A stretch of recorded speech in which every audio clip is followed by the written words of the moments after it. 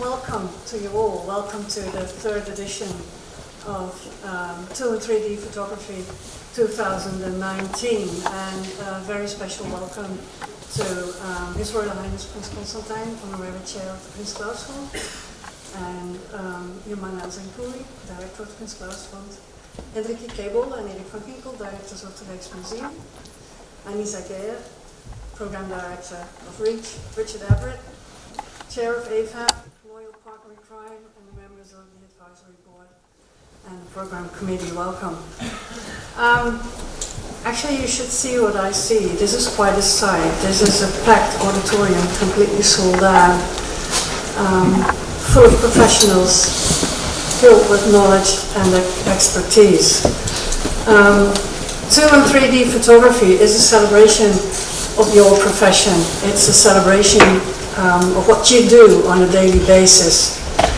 And the fire in Notre Dame Cathedral only a few weeks ago was a sad reminder that we need documentation of our heritage. And digital photographic techniques have become essential in the preservation and in the conservation science and research of this heritage. And through digital photographic techniques, we were able to open up our collections and to share it with the public and to engage the public. And with the photographic techniques, we build the bricks to tell the stories about our heritage. And actually, you are the people who make those building bricks. So it's you in the spotlights these 3 days. And 2 and 3D photography is your party, and I really hope you enjoy this party. And for now, it's my pleasure to invite Erik van Ginkel, Director of the Rijksmuseum, to open up this conference. Have a great conference.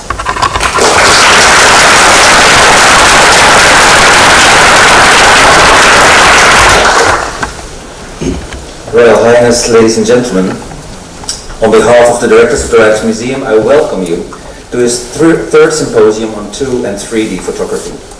It is wonderful to see so many familiar and new faces to celebrate the importance of photographing and digitizing cultural heritage. The motto for the Rijksmuseum is open. First used as a credo for actually reopening this building. After a decade of renovations, it has gotten a much wider definition over the past years. We believe in open access. We do believe that sharing our collections and enabling others to use images and data freely is the way to people's minds and hearts. In the end, this will not only enlarge the enjoyment of the works of art, but we do believe it will create a shared sense of responsibility and ownership towards our shared cultural heritage. In sharing our images and data with the world, we have always found a strong advocate in His Royal Highness Prince Constantijn, especially while working on the European digital agenda alongside European Commissioner Neelie Kroes. In this agenda, open access played a vital role in bringing people together. Today, His Royal Highness, who is also a patron of the World Press Photo Institute Foundation, I think, will deliver a keynote that is closely related to another matter that he is a strong advocate for: the protection of cultural heritage. Being the honorary chair of the foundation that is named after his father, the Prins Claus Fund, His Royal Highness will emphasize the vital importance of cultural heritage in close relation to the work of the fund. The Rijksmuseum is proud that it is a partner of the Prins Claus Fund. The fund has played a crucial role in advocating and protecting cultural heritage. Of course, we are all in great shock when an accidental fire hits the Notre Dame, and we do support any action taken to preserve and restore this great icon of civilization. We do, however, need strong advocates like the Prins Claus Fund to also address willful attacks on cultural heritage. Having said this, it is a great honor to welcome both the fund's honorary chair and its director to this symposium. I do wish all of you an insightful symposium and a wonderful stay at the Rijksmuseum. Your Highness, may I ask you to take the stage?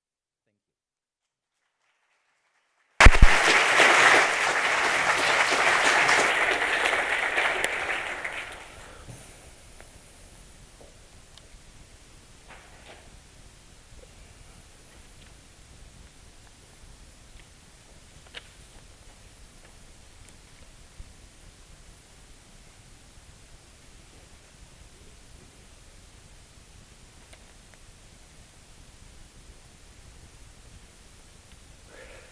So how did you feel when you saw these images?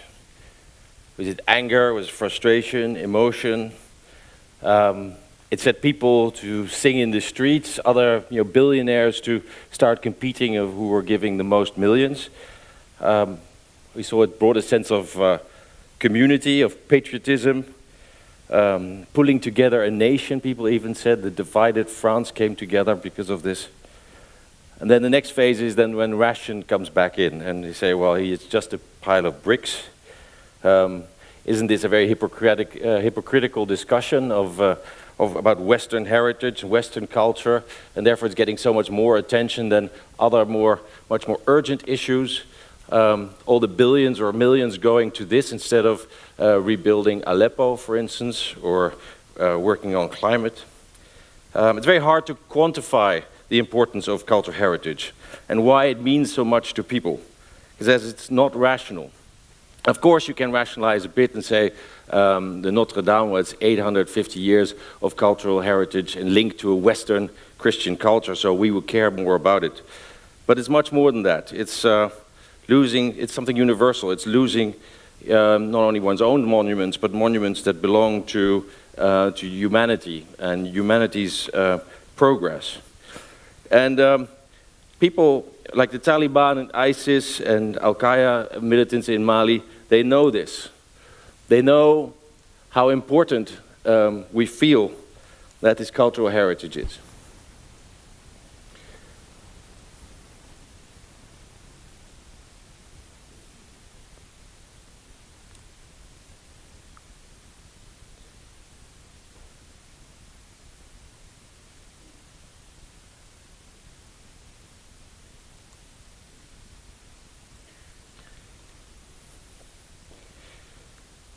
Destruction of heritage is permanent, and therefore it triggers global outrage. They also know that by doing this, they're taking a direct stab at their opponents, their identity and culture. We feel that no individual or group has the right to destroy what has been preserved for centuries, a unique testimony of a culture, a time, a tale, a people, or an historic figure. And it wasn't the destruction of a Western monument that triggered the Prince Claus Fund to set up the Cultural Emergency Response Organization, but it was the 6th century Buddhas in Bamyan in 2001. Religious militants wanted to eliminate all evidence of Afghanistan's Buddhist past and its multicultural presence. And our first reaction was, when we saw this cannot be. We have to do something. Obviously, we felt pretty impotent sitting in an office in Amsterdam to judge, or at that time it was still The Hague, but to do anything about these kind of events. But we do fear that concerns about heritage can actually bring us together. They unite strong elements of local identity and self-worth with global concerns about humanity's treasures, its accomplishments, diversity and richness.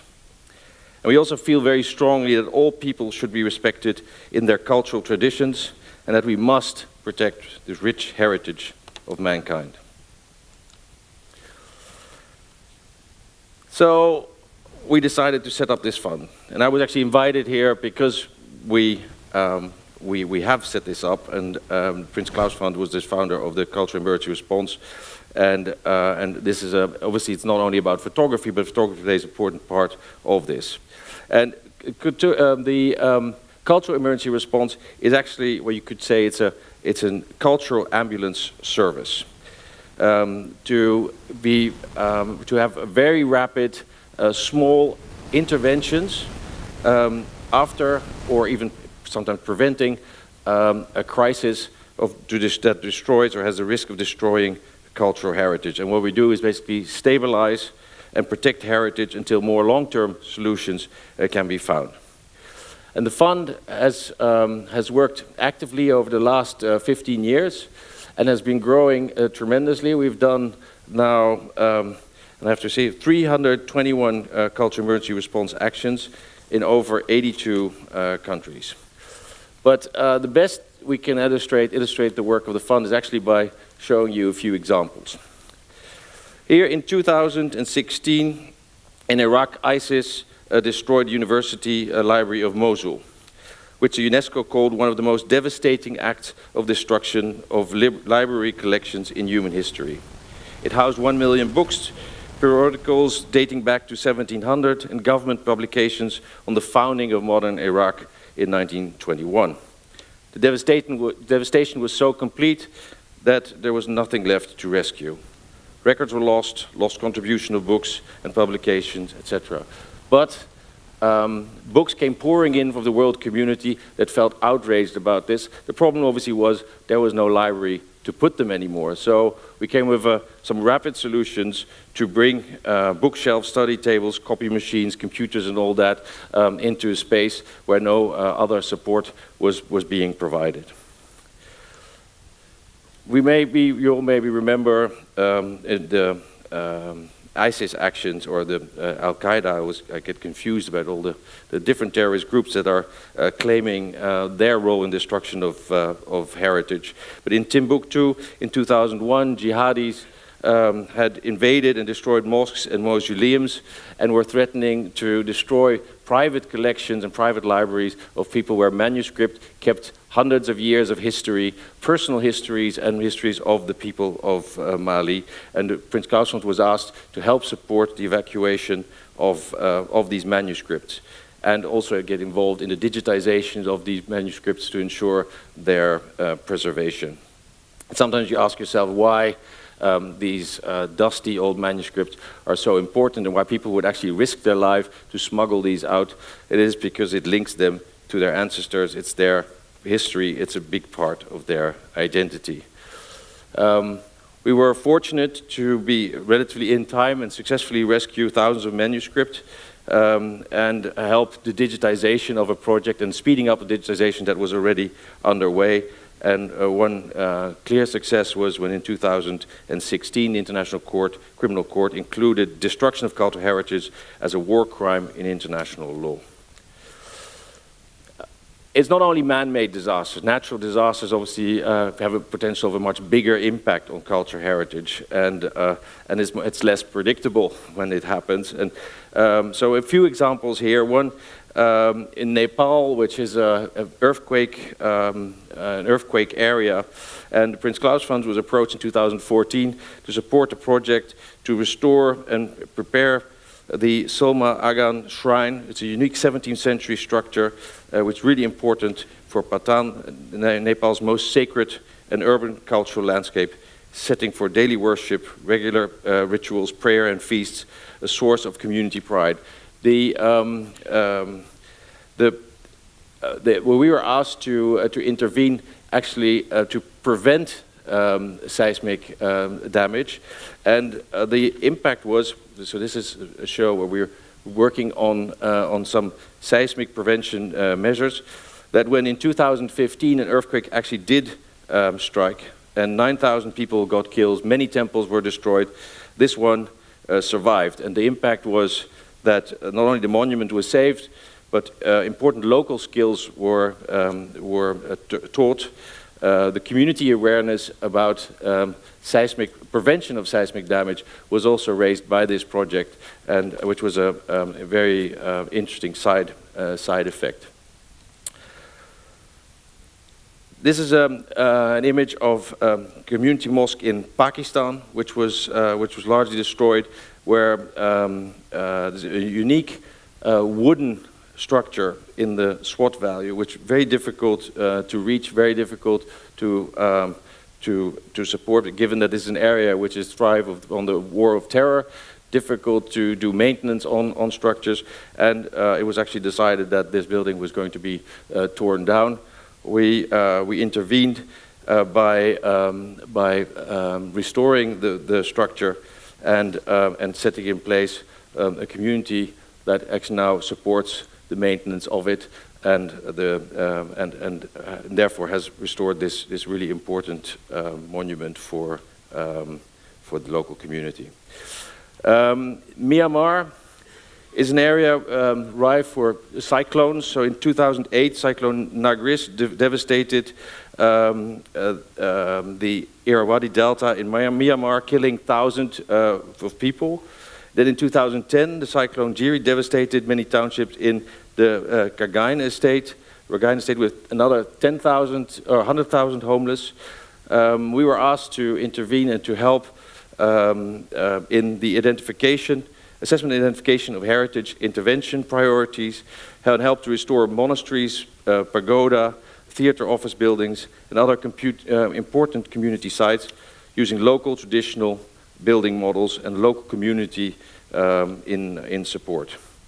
The impact was that we don't only restore very important buildings and artifacts and religious rituals, but also boosting community morale, building longer-term relationships of trust and success, and illustrating the importance of different forms of cultural heritage, tangible as well as intangible. And finally, an example in South America in 2016, when an earthquake hit Ecuador and causing extensive damage to buildings and cultural heritage, and also to the St. Augustine Monastery in Quito. The monastery archives, the ceilings, the walls, the shelves were affected. Leakage and humidity threatened to destroy thousands of manuscripts and rare books. The Cultural Emergency Response responded with an additional support, also from the TEFAF, to stabilize the damage and to save the collection. The impacts were that not only did it lead to save the collection, it also led to a lot of local and national media interest, and for getting the government to recognize that a previously obscure collection was now noted as a national treasure. Tourist revenues came in as the St. Augustine Monastery is now featured as a must-see venue for tourist attraction. The university sent students to learn the latest preservation techniques, and other international bodies came involved. As also mentioned, TEFAF was one of our partners. And if you see these examples, you still, on one hand, you see that there is this devastation, and you see that there is this still this feeling of shock that heritage is destroyed. But when I see them, I also see a lot of hope. I see that this is communities coming together. I see there's often a new start. There's a new dialogue starting, and people start to understand much more about why that heritage was so important for them and why it's important for the communities going forward. Very often you're in a crisis area, especially when they're man-made crises. There's a lot of emotions and a lot of psychology involved. And around a common project like this, around a building or a collection or something that is of deep cultural value, one can rejoice and build new futures together. Like here. So what is this cultural emergency approach? One, it is fast, that's most important. You have to get in there before there's further degradation, you have to get in there before the communities are dispersed, you have to get in there because you want to get the right people to work on stabilizing the situation and actually start to provide hope fast. Often that's a time where aid organizations do not have the money. Often there's not enough knowledge available. Often there are not the networks to identify who the experts are that can help in this. So speed and local ownership are crucially important. The local people, they are the first responders. They are the ambulance drivers.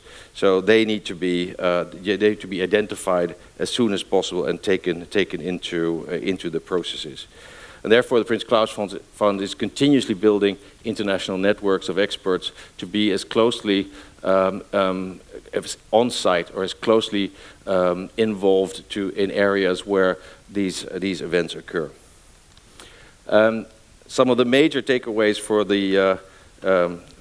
from the work that we've done are that actually rescuing cultural heritage is not something of emotion. It obviously is, it's really important, but it really helps as a way to restore pride, to bring communities together, and long term it's a revenue earner because of the tourism that it can generate. It is actually a way of building very necessary vocational skills, and it helps in the bigger scheme of things to connect wider communities like people in the West with actually things that are happening locally, because we can identify very strongly with those events. And it's not a statistical thing, it's actually an image that you can identify with. It took a while to come to the point that this conference is all about. I think it's important because we want to know why we're doing all of this. And all the things we saw were not very digital so far. But I think what is important is that an institution like the Rijksmuseum has embraced digital technologies, not only for actually cataloging the collection, but opening up the collection for others to use through the Rijksstudio, but have been very strong in using technologies also for education and other ways. Now go a bit into that and into looking at what digitization or digital technologies can actually do.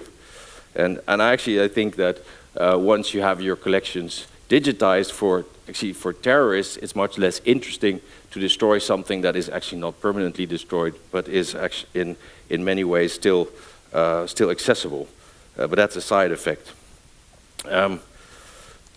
This could have not been prevented, but at least we would have still have the data, we would still have the images, we would still have all the wealth of knowledge that was stored in these physical forms, if we would have had more and better digitization.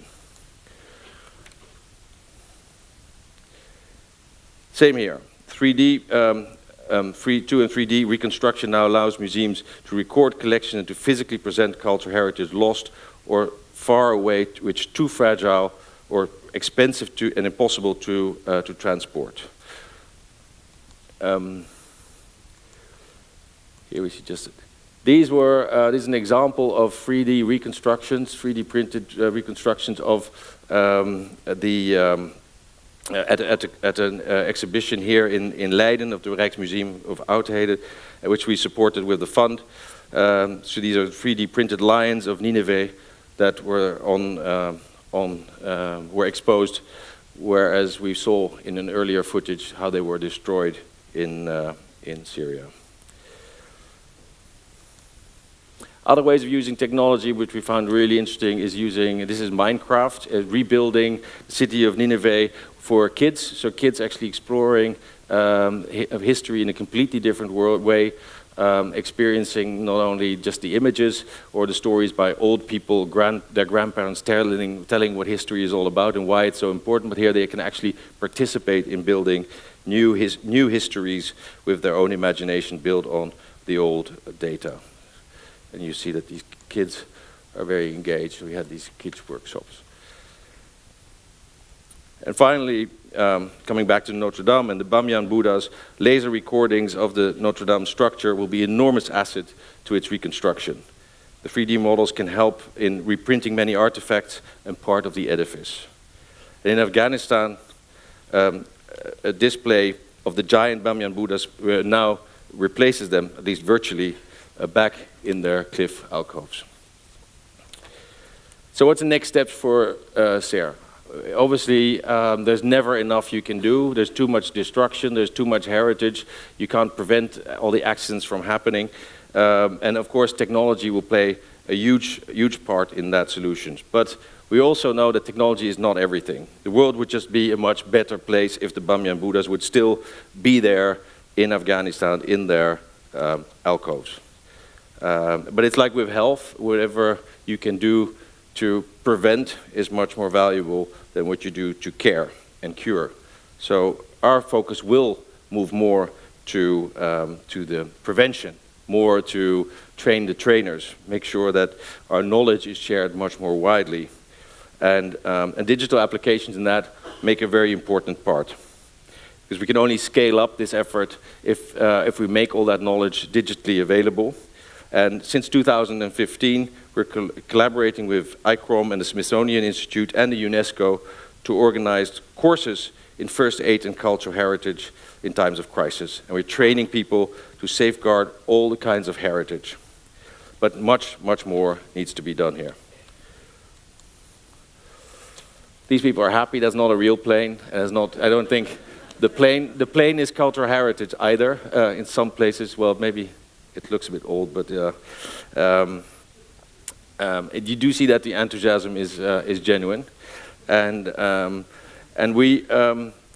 do these courses include? One is modules on prevention, on risk and damage assessment, safe evacuation, stabilization, protection of cultural heritage at risk. Trainees also learn about negotiation with authorities and in complicated cases of humanitarian disasters. The Prins Claus Fund is now taking heritage protection to a new level by offering a leadership course for selected graduates of these first response courses. And the goal is to set up, next goal is to set up regional heritage hubs equipped with knowledge and tools to respond to any emergencies in any region of the world. And we're creating a digital platform where heritage rescuers all around the world can be in touch and seek information and offer tips.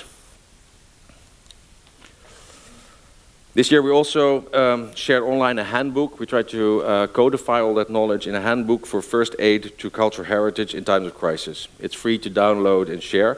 It doesn't include the more of the prevention stuff and where photography comes in. This is really a crisis response tool.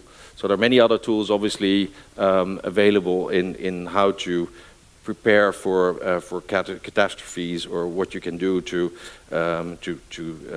protect your collections. In all this, sharing is really important, and we think it's important that also that at this conference, sharing is a really important theme, because it's only through cross-disciplinary interaction and sharing of knowledge and practices that we really learn that we can actually bring this up to a higher scale than the more incidental approach that we had to follow until now because of the lack of that skill. So, and sharing is more than just giving. Sharing is also about listening and about engaging communities and not the communities of your own, to step out of your bubble and to talk to the people that have to do it on the ground. And I'm happy that Jumana is here, and she can take some of this further in a more specific, more technical workshop and just after this speech.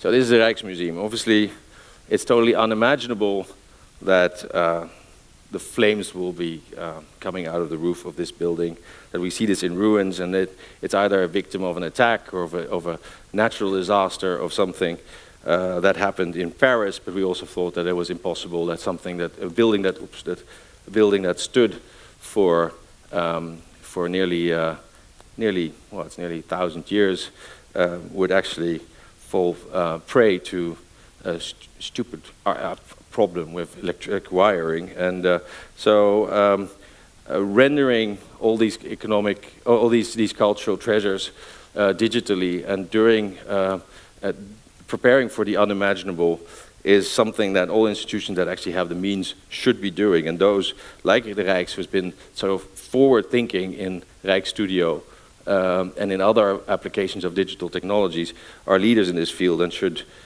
take on the responsibility collectively to share this knowledge wider and make sure that collections that are not in the public eye, but that have a huge important local, but in the end also a global cultural relevance, that they're also protected. And that's an offer that the Prins Claus Fund wants to extend. We want to help in this, and we want to be the go-to place when it comes to cultural heritage support. And if after all these slides you still think, well, why do we do this? Why is it important? Then just consider that when a country that is known for valuing its own culture as much as we do, and it reaches out to communities elsewhere that are struggling to save their own, it sends a really, really powerful message. It sends a message of your heritage is our heritage, and ultimately it's a message that we say we care. Thank you very much.